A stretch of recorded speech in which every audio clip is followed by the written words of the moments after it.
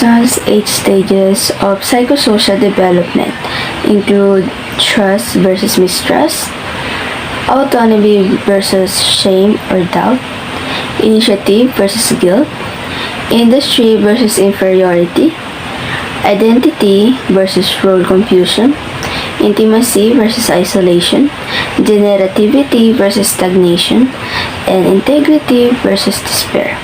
Now let's go for the first, stage 1, trust versus mistrust. Stage 1, trust versus mistrust. During the first stage of psychosocial development, children develop a sense of trust when caregivers provide reliability, care, and affection. A lack of this will lead to mistrust. Stage 2, autonomy versus shame and doubt. This second stage of Erikson's theory takes place during early childhood and is focused on children developing a greater sense of personal control. Role independence and empathy training takes place in this stage. Children who successfully complete this stage feel secure and confident, while those who do not are left with a sense of inadequacy and self-doubt. Stage 3, initiative versus guilt. This third stage takes place during the preschool years.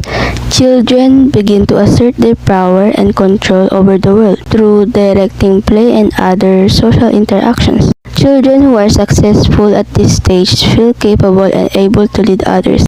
Recite an emotional story about how your beloved pet passed away. An acquaintance might interrupt you and tell you that the event is small and that you shouldn't feel as sad as you are. Stage 4, industry versus inferiority. The fourth psychosocial stage takes place during the early school years from approximately ages 5 to 11.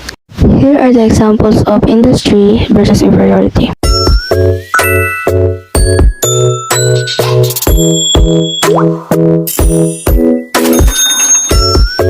Now, if the people children love and trust around them are negative, this causes inferiority.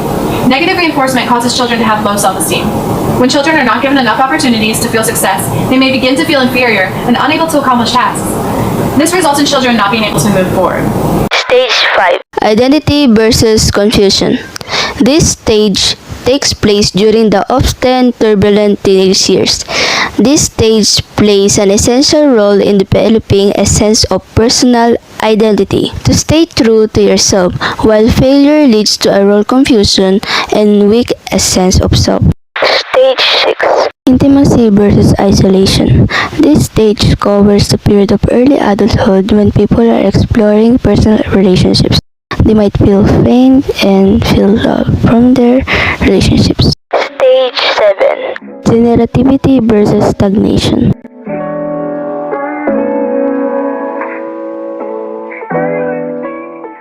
Stage 8, integrity versus despair. The final stage of development occurs during old age and is focused on reflecting on life, and they feel satisfied and ready to face the end of their lives with a sense of peace. Now for the question. Among the stages, choose one stage and give an example that can be seen regularly. I choose stage 5, identity versus confusion. For example, some seniors high school students still don't know what they want, or like grade 10 students don't know which strand to take. However, some students already know where they excel and what they want, so they choose STEM, ABM, and UMS. Then other students already know what courses to take in college. Like me, I decided to pursue a BS in psychology, but a friend of mine is still undecided about what to choose, which is why she is currently in the gas strand.